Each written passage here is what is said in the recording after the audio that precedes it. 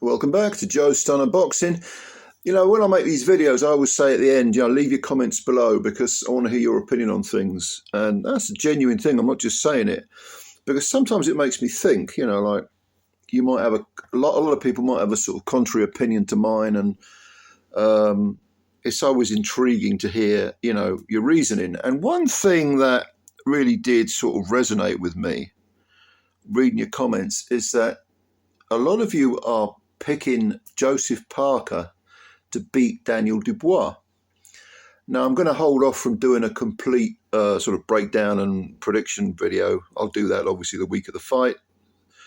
But let's just say I strongly favoured Dubois.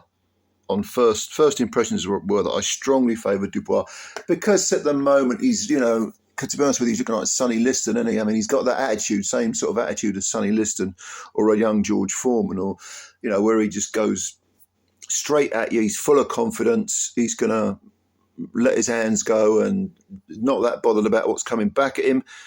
Don't forget, he took some very, very good right hands from Filip Hrgović. Hrgović can bang.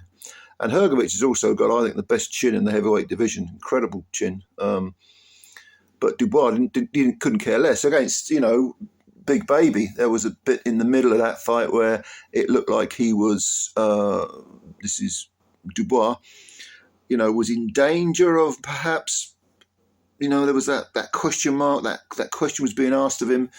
And he fought through it and, of course, stopped Miller in the final round. That was a good win. That was his comeback win after, losing to Usyk. So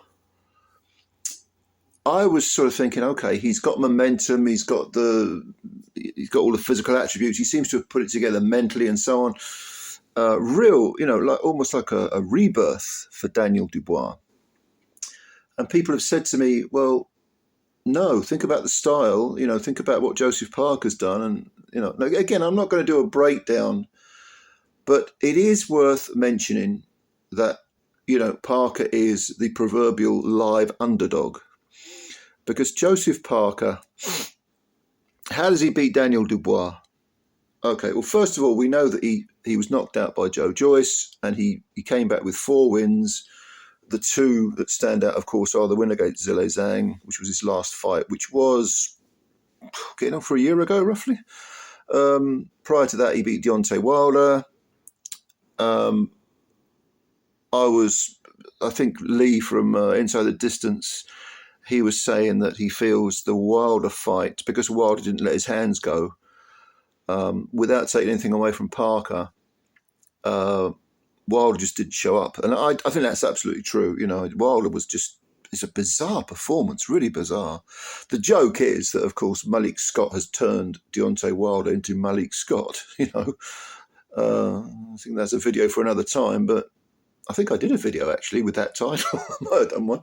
But, yeah, Wilder just didn't show up against Parker. It was a terribly strange non-performance. And then Parker, I think more tellingly and more revealingly, beat Zhang, who is, whatever you think about his gas tank, which I think is poor. I mean, he is in his 40s now, and he's such a huge man. Previously he'd only been beaten by Hrgović, that was a close competitive fight as well. And Zhang he's bloody hard. He's a big, big man, and he hits hard. And he did have Parker twice on the floor from what looked like shots they landed correctly, but they weren't full-blooded, the heaviest shots that Zhang could possibly, throw and catch the opponent with. It wasn't like when he knocked out Joe Joyce. I mean, that was as clean gets. But Parker was on the floor twice.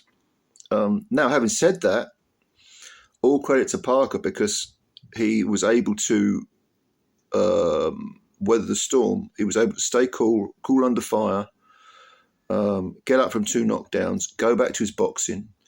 As we saw with even the Joe Joyce fight, where he did eventually get knocked out with a big left hook in the 11th, he's got guts. Parker's a fighting man. He really is. He's a tough guy. And he'll stick to the tactics even if he's going through a bit of a crisis. So the fact that he weathered the storm from another very big, powerful man and actually outpointed him, it was was close-ish, but definitely thought Parker won it. That, I think, that's almost like a perfect dress rehearsal for Dubois. Okay, there are differences between Dubois and Zhang. I get it, but Zhang is nevertheless a hard puncher and a big guy. He doesn't have the speed of Dubois, and I think the speed and the industry of Dubois, where he comes forward, throws an awful lot of punches, I think that is what's probably going to give. That's probably the big difference between the two fighters. But nevertheless, if Parker can sort of defuse the bomb, use a lot of movement, make Daniel constantly reset. It's the old business about angles, lots of lateral movement, pop away, don't look for the knockout, but just bang, bang, bang, in the early rounds, get over that hump. Don't forget it's a 12-round fight because it's for the IBF belt. Just keep moving, even if Daniel... It's like, I always remember Tony Tubbs, the 1980s heavyweight. He was interviewed, and it was a really fascinating interview. I mean, it sticks in my mind from 40 years later or 30-something years later or whatever it is. He said, look, I might have to give away a round. I might have to give away 2 rounds while I'm working you out or while I'm thinking about it. Because he was a very, very good boxer, Tony Tubbs. I know he got blasted out by Tyson in 2 rounds. I think he did win the first round, if memory serves. But so Tyson came from behind to win, Mike Tyson. But Tubbs, controversially lost to Riddick Bowe. You had to go some to outpoint Tony Tubbs. Very good fighter. And he was saying, over a 10 or a 12-round fight, you might have to, take a step back and, lose a round to win the next one or to win the next 2. It's all about pacing yourself and so on. Now, Parker has that. He has experience. He's a former WBO champ.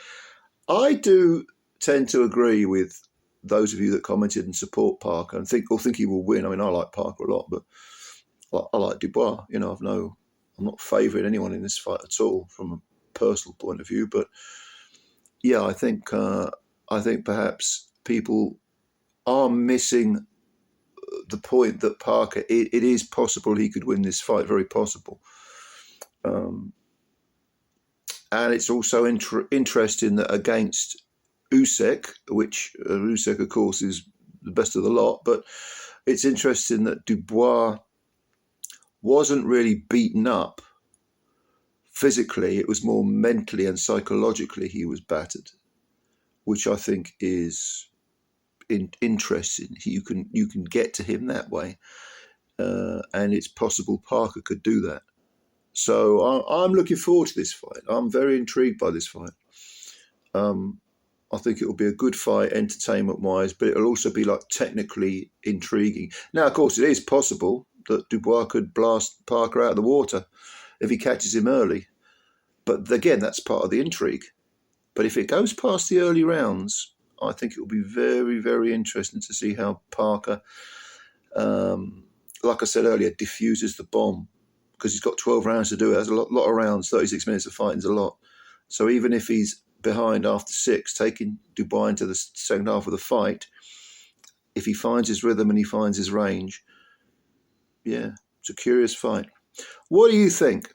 Leave your comments below. If you are someone that has picked Parker, just let me know again why you did it, why you think so. And please, subscribe to the channel, of course, as normal, and hit the like button if you enjoyed the video, because you are supporting the channel by doing that. And like I say, it's your channel as much as mine. If it's just an echo chamber, it's boring. So join the channel, hit the subscribe button, hit the like button, spread the word, and do all that good stuff. Ladies and gentlemen, thank you very, very much. As always, I will speak to you soon, and bye for now.